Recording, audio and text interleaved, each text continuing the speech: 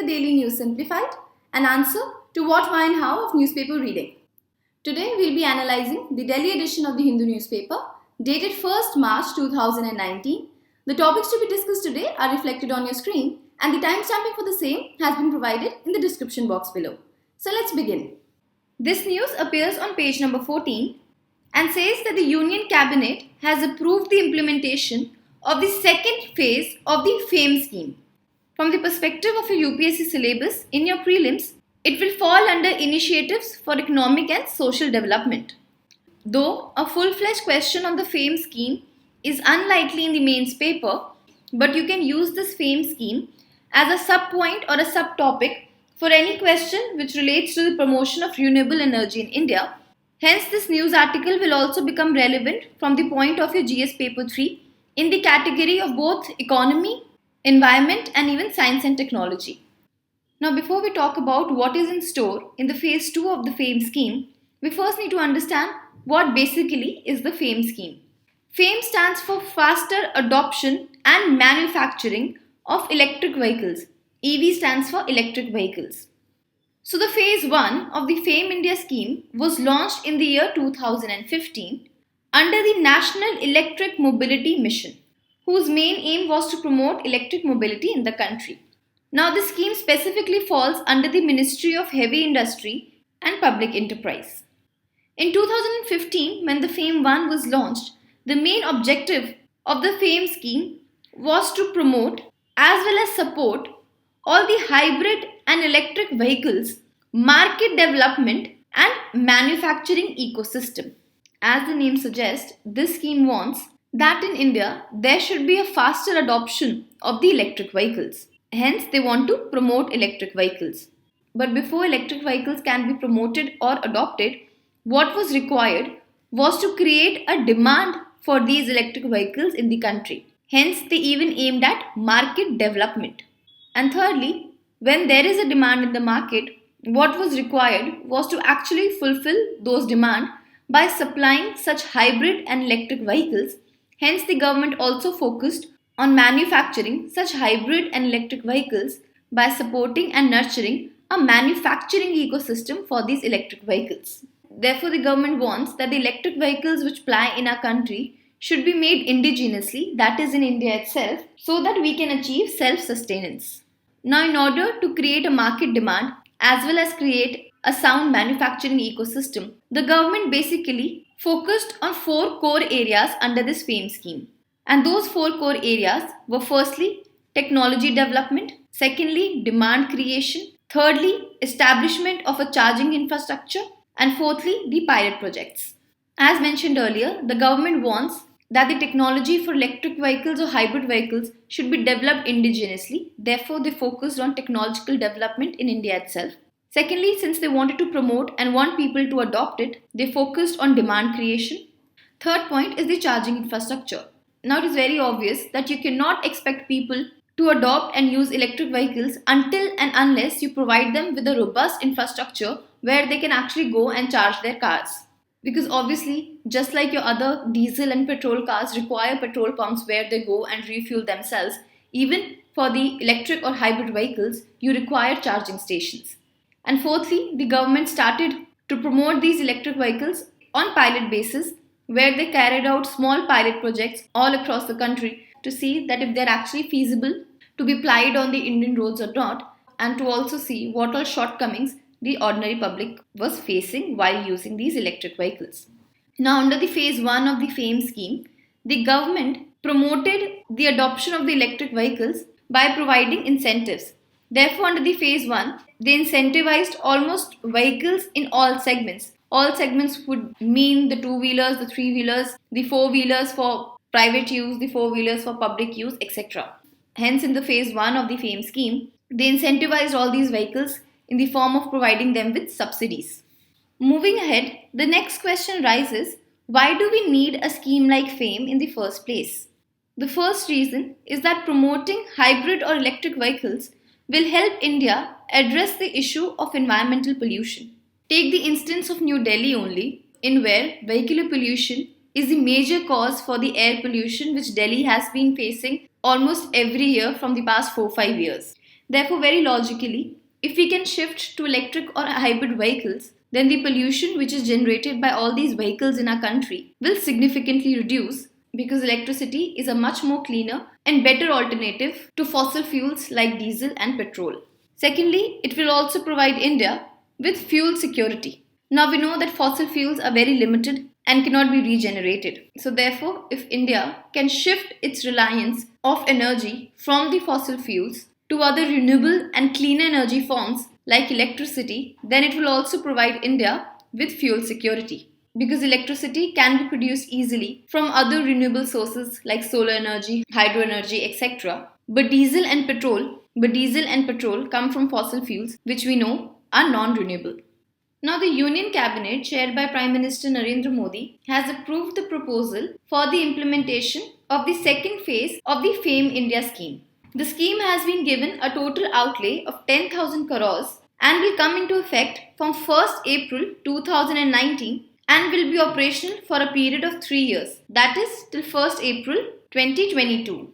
Now, the aims and objectives and the basic agenda in the phase 2 are similar to what they were in the phase 1. The only little changes which are brought in phase 2 is that firstly, the phase 2 will try to push or rather promote electric and hybrid vehicles in the public transport sector. So in the phase 2, in addition to just encouraging the general public, the government now wants to bring in electric vehicles even in the normal public transports like your buses. Secondly, under the phase 2 also, the government will be offering incentives, but as per the current news, such incentives will be offered only to those vehicles which are fitted with advanced batteries like the lithium-ion battery or any other new technology battery. The reason for this is that the government wants to encourage advanced technology and promotion of R&D in this sector. Thirdly, just like in the phase 1, much emphasis has been given for creating the charging infrastructure, whereby about 2,700 charging stations will be established in metros, smart cities, various cities of the hilly states. Further, there is also the provision to establish charging stations on proposed major highways which connect major city clusters in India. Lastly, the phase 2 still gives a lot of emphasis to research and development in the technology for the hybrid and electric vehicles, as well as lays more emphasis on the greater indigenization of such hybrid and electric vehicles. So with this, let's move on to our next news. This news appears on page number 13 and says that the Union Cabinet of India has approved the National Policy on Software Products 2019 to develop India as a software product nation. From a syllabus perspective, it will fall under GS Paper 3 in the category of issues related to Indian economy, as well as in GS Paper 2 under the subtopic of government policies and intervention for the development in various sectors. Before we talk about what exactly entails in the software product policy, we first need to understand the need for such a policy and a little background of it. Now, the Indian IT industry has predominantly been a service industry. However, of late, a need has been felt to move up the value chain through technology-oriented products and services, which means that looking at the need to diversify its IT industry and move from being solely a service industry to a much more product-oriented industry, the government has set up the National Policy on Software Products 2019. Now, the main aim of this policy is to develop India as a hub for global software products. Therefore, now the government wants, in addition to being the hub of the service industry, India should also develop as the hub for software products.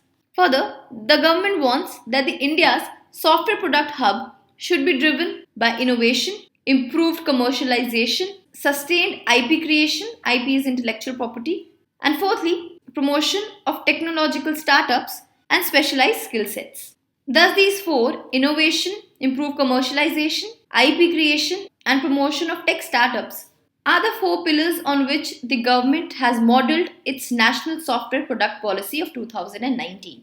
Further, the policy aims to align with other government initiatives like the Startup India, Make in India, Digital India, Skill India, etc., so that it can create an Indian software products industry of almost 70 to 80 US billion dollars by the year 2025. And the government wants that this software industry should be able to provide direct and indirect employment to almost 3.5 million people by the year 2025. Hence, creation of a software industry and providing employment are the two broad aims of the national policy on software products. Now, for this policy, the government has sanctioned an outlay of 1500 crores to implement various programs and schemes envisaged under this policy over the period of 7 years. Now, this 1500 crores will be divided into two. First is the Software Product Development Fund, and second is the Research and Innovation Fund. Therefore, the focus is both on the creation of software products and simultaneously innovating and researching on new software technologies. Let us now look at the implementation strategy and target which the government has envisaged under the National Policy on Software Products. Now, to achieve the vision of the NPSP, the government has come out with 5 broad missions. And for the proper implementation of these missions, the government in the coming time will formulate a lot of schemes, initiatives and projects under the National Policy for Software Products. The first mission is to promote the creation of a sustainable Indian software product industry. Further, this software product industry will be driven by intellectual property, leading to a 10-fold increase in Indian share of the global software product market by 2025. Secondly, the government wants to nurture 10,000 technological startups in the software product industry, including 1,000 such technology startups in Tier 2 and Tier 3 cities. And this would help the government to generate direct and indirect employment for 3.5 million people by the year 2025. The third mission is to create a talent pool for software product industry through firstly upskilling almost 1 crore IT professionals in the country. Secondly, motivating almost 1 lakh school and college students. And thirdly, generating 10,000 specialized professionals which can provide leadership in this sector. Therefore, the focus is on upskilling, motivating as well as generating professionals to provide leadership. Fourthly, it wants to build a cluster-based innovation-driven ecosystem by developing 20 sectoral and strategically located software product development clusters which will have integrated ICT infrastructure, marketing incubation, mentoring support, etc. And the fifth and the last is that in order to evolve and monitor the various schemes and programs for the implementation of this policy, the government will set up a National Software Products Mission with the participation from the government, academia and industry. And the main aim of this National Software Products Mission will be to monitor and look after the implementation of the various schemes and the programs envisaged under this policy. Thus, in conclusion, we can say that the major impact of this national policy on software products will be that it has the potential to significantly boost the revenues and exports for India, especially in the software product sector. Further, this increase in the revenues will also create substantive employment and entrepreneurial opportunities, especially in the emerging technologies, and thereby people will be able to avail opportunities under the Digital India program. And finally, all of this will add to a much more inclusive and sustainable growth for the Indian economy. So this is what basically your national policy on software product entails. In the coming time, a lot of new schemes and initiatives can be expected under this policy. With this, let's move on to our next news. This news appears on page number 10 and is with respect to the Jammu and Kashmir Reservation Amendment Ordinance which has been approved by the Cabinet. From the perspective of its syllabus, it will fall under GS Paper 2 in the subtopic of issues and challenges pertaining to federal structure, since this news is in the context of the state of Jammu and Kashmir, as well as the subtopic of government policies and intervention in various sectors. Now we know that currently the state of Jammu and Kashmir is under the President's rule. Hence, the Jammu and Kashmir administration had forwarded a proposal to the Union Cabinet and had requested them to issue the Jammu and Kashmir Reservation Amendment Ordinance of 2019. Now, this amendment ordinance provides for amendment to the Jammu and Kashmir Reservation Act of 2004. Now, this Jammu and Kashmir Reservation Act of 2004 provides for reservation in recruitment, promotion and admission in various professional institutes located in the state of Jammu and Kashmir. As per this Reservation Act, such reservation is provided to the scheduled caste, the scheduled tribe and the people belonging to the socially and educationally backward class. So you need to remember that the Jammu and Kashmir Reservation Act provides reservation to the scheduled caste, scheduled tribe, socially and educationally backward class for recruitment, promotion and admission to any professional institutes located in the state of Jammu and Kashmir. Now this category of socially and educationally backward class is a little different to the definition of the socially and educationally backward class which exists for the rest of India or in our Indian constitution. Now, as per this Reservation Act of Jammu and Kashmir, socially and educationally backward class will include persons who are residing in backward areas. Secondly, persons residing in the areas adjoining the actual line of control. We'll later talk about what is this actual line of control. And thirdly, it includes weak and underprivileged classes. So now if you notice, this category includes residents of the areas adjoining only the actual line of control. But now what this ordinance has done is that it has extended such reservation even to people who are residing in the areas adjoining the international border. There is a difference between the international border and the actual line of control, which we'll discuss later. Now the reason for the extension of this reservation to even people residing along the areas of the international border is that firstly, due to continuous cross-border tension, people who live alongside this international border suffer from various socio-economic and educational backwardness. Secondly, the shelling which happens from across the border often compels these residents in these areas to move to safer places, and then this adversely affects their education because educational institutions in these areas remain closed for a long period of time. So thus realizing the fact that the people who live along the international border in Jammu live under same and similar conditions as those who are living along the LOC, because these people also face continuous shelling and firing from across the border. Therefore, to correct this anomaly in the Act, which up till now only gave reservation to people residing along the area of actual line of control, the government has brought in this ordinance which will now give reservation even to people who are residing in areas adjoining the international border. Now if you actually read the news report, it also says that 10% EWS reservation as well as reservation in promotion will also be applicable in the state of Jammu and Kashmir, which is correct, but this application has been made through a constitution amendment order. Now we know that for 99% of the acts which are enacted in India, when you will go through the act and look at its applicability, the state of Jammu and Kashmir is always excluded. Now we know that the Government of India had enacted 103rd Constitution Amendment Act, which spoke about reserving 10% seats for the economically weaker section of the people in the general category in the various government jobs. Further, the 77th Constitutional Amendment Act spoke about reservation in promotion for the scheduled caste and the scheduled tribes in government services or jobs. But hitherto, these two acts were not applicable in the state of Jammu and Kashmir. Therefore, now to make these acts applicable, the cabinet had to pass a constitution amendment order which will now make the application of these two amendment acts effective even in the state of Jammu and Kashmir. So what you need to know is that now, even in the state of Jammu and Kashmir, 10% reservation will be provided to people belonging from economically weaker section in the state government job. Further, the SC and the STs will get benefit in promotion in any government job or service.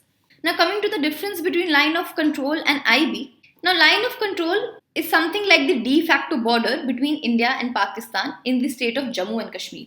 So basically line of control is the military control line between the India and Pakistan controlled areas of the former princely state of the Jammu and Kashmir. On the other hand, the international border is the internationally recognized border between the country of India and Pakistan. So international border is the general border between two countries, whereas this line of actual control is only in the state of Jammu and Kashmir, which demarcates the India and Pakistan controlled areas. Now related to these two terms is another term which is known as the line of actual control. Though it is not related to this news, but you should know about this as well. Line of actual control is the line that separates the Indian territory from the Chinese territory.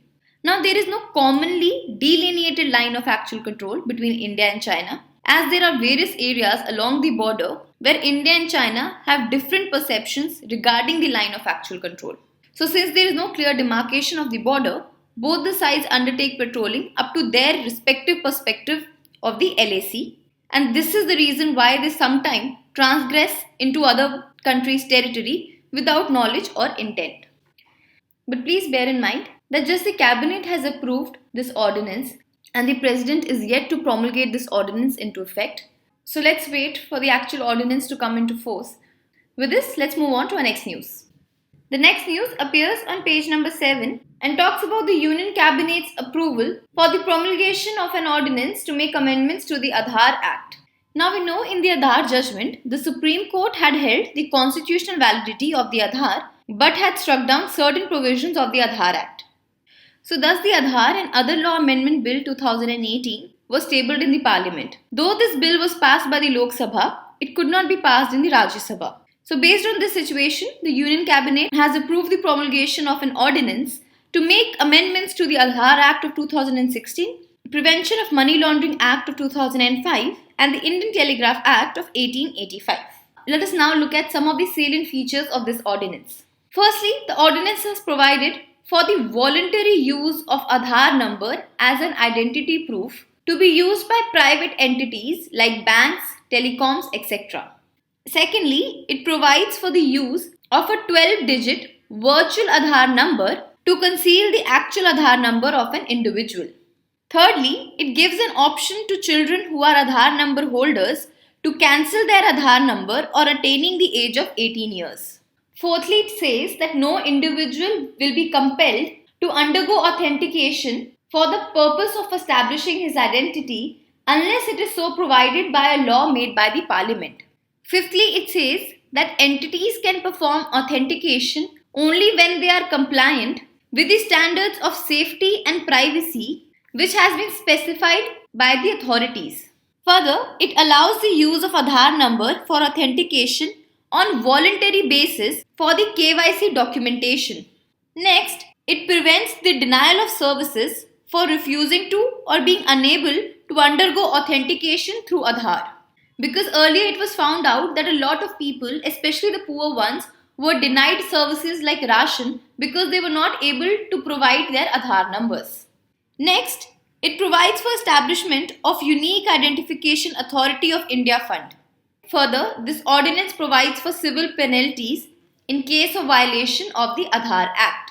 Lastly, the ordinance will not bring amendment just to the Aadhaar Act but will also amend the Telegraph Act and the Prevention of Money Laundering Act of 2002. With this, let's move on to our next news. The next news appears on page number 18 and is talking about the conservation of rhinos across borders between the various Asian rhino range countries. Now recently, at the conclusion of the second meeting of the Asian rhino range countries, all the countries signed the New Delhi Declaration on Transnational Rhino Conservation. Now this New Delhi Declaration becomes very important from your prelims as well, and of course it will fall under the category of environment. Now this New Delhi Declaration has been signed by 5 Asian rhino range countries, namely India, Nepal, Bhutan, Indonesia and Malaysia. Now please bear in mind that this declaration is only for the Asian rhinos, and currently there are 3 types of Asian rhinos. First is the greater one-horned rhino, which is found in India, Nepal and Bhutan. Second is the Javan rhino and third is the Sumatran rhino. Now under this New Delhi Declaration, a new rhino conservation strategy has been adopted by these 5 rhino range countries in Asia. The first is the transboundary collaboration between the countries of India, Nepal and Bhutan. This collaboration is aimed at the conservation and protection of the greater one-horned rhino. Now though there are no rhinos in Bhutan, but many a times rhinos from the Manas National Park in adjoining Assam or the Baksa Tiger Reserve in the West Bengal usually cross over occasionally into the territory of Bhutan. Therefore, Bhutan has also been included in this transboundary collaboration. Second is the landscape level conservation. Now this landscape level conservation talks about active engagement between India and Nepal to protect the rhino species. As per this, there are plans to connect the Sukla Fanta and the Chitwan National Park in Nepal and the Valmiki Tiger Reserve and the Dudhwa National Park in India. All these 4 protected areas will be managed under the same protocol. Thirdly, the strategy calls for review of the population of the 3 Asian rhinos every 4 years. Fourthly, it talks about real-time sharing of intelligence on the rhinos and rhino movement, and further talks about strengthening the protection regimes with the help of technology-based wildlife forensics. Lastly, the strategy talks about expansion of the rhino habitat within and between these rhino range countries for the optimal population management, and also envisages connecting the rhino corridors across international boundaries. So to recapitulate, remember the New Delhi Declaration talks about trans-boundary collaboration between India, Nepal and Bhutan for the protection and preservation of the Indian rhinos, in which protected areas of India and Nepal will be managed under the same protocol. Thirdly, it talks about review of the rhino population every 4 years. Next, it talks about real-time sharing of intelligence and technology-based wildlife forensics for rhino conservation. And lastly, it talks about expansion of the rhino habitats within these rhino range countries, and also about connecting the rhino corridors across the international borders.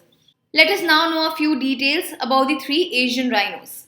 Let us first talk about the greater one-horned rhino, also known as the Indian rhino. Now this rhino is the largest of the rhino species, and its current IUCN status is vulnerable. This Indian rhino is herbivorous and is an excellent swimmer. Now the Indian rhino population is restricted to the Indo-Nepal Terai region, northern western Bengal and Assam. Now the main sanctuaries for the Indian rhinos are in the state of Assam, Kaziranga, which has almost 70% of the world population of the Indian rhino. Second is the Pobitara Wildlife Sanctuary. Third is the Orang National Park.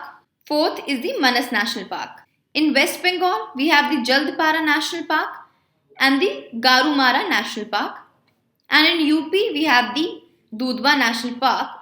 In Nepal, they are usually found in the Suklapanta National Park and the Royal Chitwan National Park. With regards to the conservation efforts, you should know that in the year 2005, India launched the Indian Rhino Vision 2020, under which it wanted to increase the rhino population to 3,000 by the year 2020. Recently, India also launched the National Rhino Conservation Strategy 2019, which calls for active engagement between India and Nepal for rhino conservation. And now finally, we have the Delhi Declaration for the Asian Rhino Conservation and Protection. Let us look at few details about the other 2 species as well. Now the Javan rhino has been categorized as critically endangered as per the IUCN's Red List. Currently, there are only about 60 Javan rhinos in number, which are concentrated in the Ujung Kulon National Park in the Javan island of Indonesia. Earlier, these Javan rhinos were also found in the Cat Tien National Park in Vietnam, where it is extinct now. So therefore, they have been extinct from Vietnam. Now the Sumatran rhino's IUCN status is also critically endangered, and 2 interesting facts about the Sumatran rhino are firstly that they are the smallest of the Asian rhino species, and secondly that they are the only Asian rhino with 2 horns. This fact can be important from the perspective of your prelims. Lastly, the Sumatran rhino are found in Indonesia and Malaysia, but even there it is extinct in the wild. So to recapitulate, remember that both of their status is critically endangered, and the Javan rhino is only found in Indonesia, whereas the Sumatran rhino is the smallest of Asian rhino and is the only Asian rhino with 2 horns. With this, let's move on to our next news. The next news appears on page number 13 and states that the Cabinet has approved the National Mineral Policy of 2019. From the perspective of your syllabus, it will fall under GS Paper 3 in the topic of economy. Now, this National Mineral Policy of 2019 replaces the existing National Mineral Policy of 2008. The broad objective of the National Mineral Policy of 2019 is to have more effective, meaningful and implementable policy which brings in further transparency, better regulation and enforcement for balanced social and economic growth in the mining practices of the country. Now, the National Mineral Policy of 2019 includes provision which broadly wants to encourage the private sector to take up exploration. And to make that feasible and possible, the government has brought up certain provisions. First is the auctioning of the virgin areas for composite RP, PL, ML on revenue sharing basis. Now let us understand this. Virgin areas would mean all those areas which are yet to be explored, that is unexplored areas. Now this RP means reconnaissance permit. Now this reconnaissance permit is granted for preliminary prospecting of a mineral through regional aerial geophysical or geochemical surveys and geological mapping. So now if a company has been given RP, then they have been given the permission to carry out general prospecting of an area to know what kind of mineral exists in the area, and this they can do by using aerial surveys, geochemical surveys, or even geological mapping. PL means prospecting license. Now, prospecting license is granted for undertaking operations for the purposes of exploring, locating, or proving a mineral deposit. So, firstly, under the RP, a company can survey the area and see if a certain kind of mineral is present. Then, under the PL, that company is given the authority to explore and locate the mineral, thereby proving the existence of that mineral in that area. Third, ML is the mining lease, in which the companies finally granted the lease to carry out operations for mining of the minerals. The definition of all these three have been provided in your PDF. So under this National Mineral Policy, a company will be given all these three licenses of RP, PL and ML together in one composite, and these licenses will be given for all those hitherto unexplored areas on a revenue sharing basis. Revenue sharing means that the company has to share certain percentage of the total revenue with the government.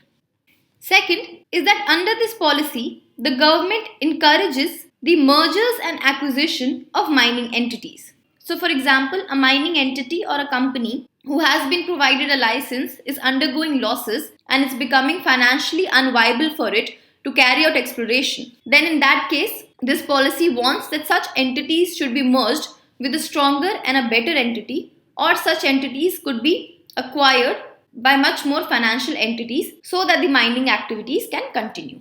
Thirdly, this policy also talks about transferring of a mining lease. So again, if a company is not able to carry out the mining exploration, it has the option to transfer its lease to some other company. The policy also talks about creation of a dedicated mineral corridor which will facilitate the transportation of minerals from one place to another. The fourth thing this policy has done is that it has introduced the right of first refusal for the RP or a PL holder. Now usually what happens is that mines are leased for a specific period of time, and once that time is over and the lease expires, then the mine is put for auction again. Now under this right of first refusal, what will happen is that when the mine has been put for auction for the second or the consecutive time, then the company who presently is involved in the exploration of the mine will be given the option to keep the mining lease by paying the bidding amount. However, if that company refuses to pay the bidding amount, then only that mining lease will get transferred to a third party. To say, for example, currently A is exploring the mine. Now the mine has gone for auction again, and the company B makes a bidding and, for example, says that it will pay 100 crores. Now as per this right of first refusal option, first this company A will be asked whether it can give the government 100 crore rupees or not. And only when the company A says that it cannot pay the government 100 crore rupees, then only that mine will go to company B. So this means that a company who already has an RP or a PL for a mine will get this option of right of first refusal. Further, the 2019 policy proposes to grant the status of an industry to the mining activities in our country. This will be a significant move as it will boost financing of mining for the private sector. Because what happens, getting an industry status will help in easy sanction of loans for the projects. Thus, the private companies can get easier loans for their mining activities. Further, this policy talks about rationalizing the reserved areas. So it says that all those reserved areas which are under the PSUs and are not being used properly, such reserved areas should be auctioned and be given away to the private sector for participation. Further, the new policy focuses on the use of coastal waterways and inland shipping along with the dedicated mineral corridors for the evacuation and transportation of minerals. Next, the 2019 policy also introduces the concept of intergenerational equity in the mining activities. Intergenerational equity deals with the well-being not only of the present generation but also of the generations to come. Further, in order to support this intergenerational equity, the policy also proposes to constitute an interministerial body which will institutionalize the mechanism for ensuring sustainable development in the mining.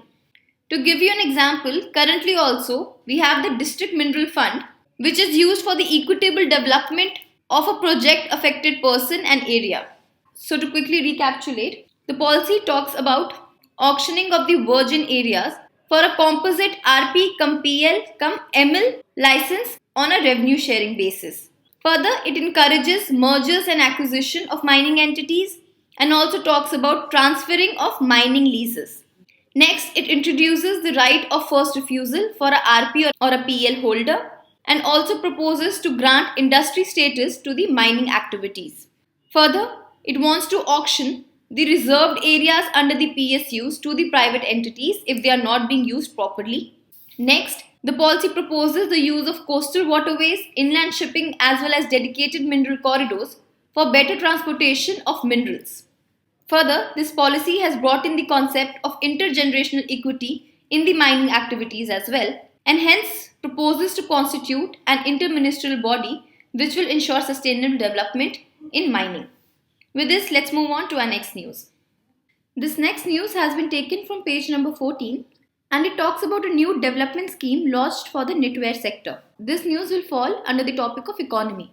The context of this article is that the government has launched a comprehensive scheme for development of knitting and the knitwear sector under the Powertex India. Powertex India is a comprehensive scheme for the powerloom sector development. Before we understand the main components of the scheme, let us know what is the importance of knitting and knitwear sector. Now currently the knitting and the knitwear sector is dominated by the MSME, that is micro, small and medium enterprises, and is mainly located in the decentralized sector and hence is a major employment generator. Further, it also has a significant contribution on the exports of textile. Currently, the knitted fabrics contribute to 27% of the total fabric production in India and 15% of this knitted fabric is being exported. Now, under this scheme, the government has created new service center based on the public-private partnership model. This scheme also aims at modernization and upgradation of the existing powerloom service centers and all those institutions which are run by the textile research associations as well as the export promotion councils. Under the scheme, the government has launched the group work shed scheme, which basically aims at organizing the powerloom units into a cluster. Hence, it wants to follow a cluster-based approach. Another component is the yarn bank scheme, which will provide assistance to the MSMEs to buy yarn at cheaper prices. And the last component is the Pradhan Mantri Credit Scheme, which will give financial assistance to the powerloom weavers. With this, let's move on to our practice questions. Before we go on to the prelims practice question for today's discussion, many of you have doubts regarding the answer for the question which was asked on 25th February. Now the question read, with reference to Central Information Commissions, consider the following statements. First, it is a constitutional body. This is incorrect. It is a statutory body which has been established under the Right to Information Act of 2005. Second, its members are not eligible for re-employment with the government. This is also incorrect. Now a lot of you have asked difference between the re-employment with the government and reappointment. Reappointment is when a person is being appointed again to the same post. For example, if the CIC is again given the post of the CIC, that would mean reappointment. So under the Act, a CIC, that is the Chief Information Commissioner, is not eligible for reappointment. But an Information Commissioner can be appointed as a Chief Information Commissioner later. Now this re-employment with the government means that once the person has stopped holding the position of a CIC, that is to say, if his tenure gets over, then can he be employed with the government again? Now this is incorrect. Now understand it this way. The CAG, that is the Comptroller and Auditor General of India, and the CVC, now both of these offices are not eligible for further employment with the Government of India. And this provision has been clearly mentioned in the Constitution as far as the CAG is concerned and in the CVC Act as far as the CVC is concerned.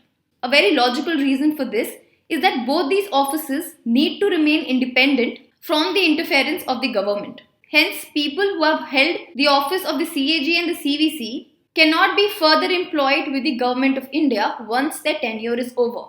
But when it comes to the CIC, that is the Chief Information Commissioner, nothing of such sort has been mentioned in the RTI Act.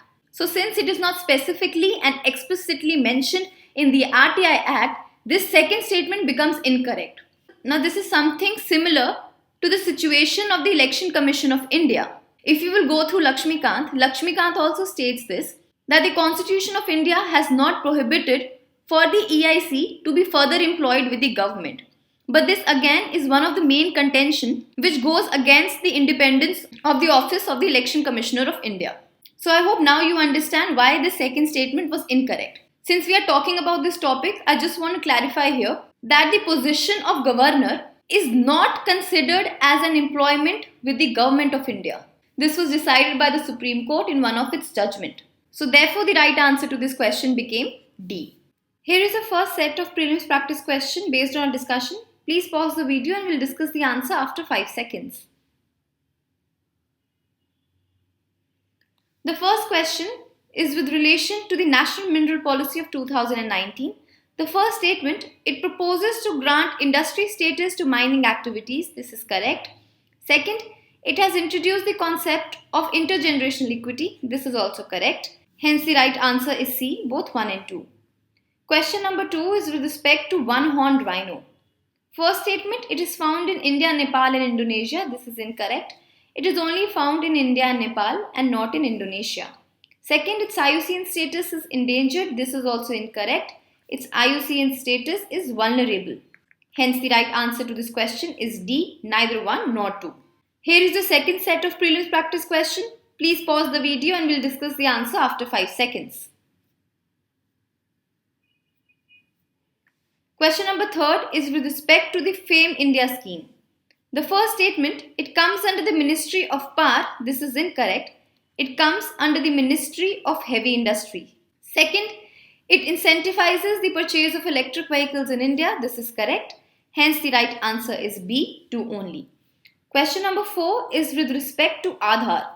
The first statement, it is mandatory to provide Aadhaar for KYC documentation. This is incorrect. Aadhaar for KYC documentation has now been made voluntary. Second, people can be denied services if they do not provide Aadhaar number. This is also incorrect. The Aadhaar ordinance prevents the denial of services if a person refuses or is unable to produce the Aadhaar number. Hence, the right answer is D, neither 1 nor 2. With this, we come to an end for today's discussion. Let's move to the question for the day.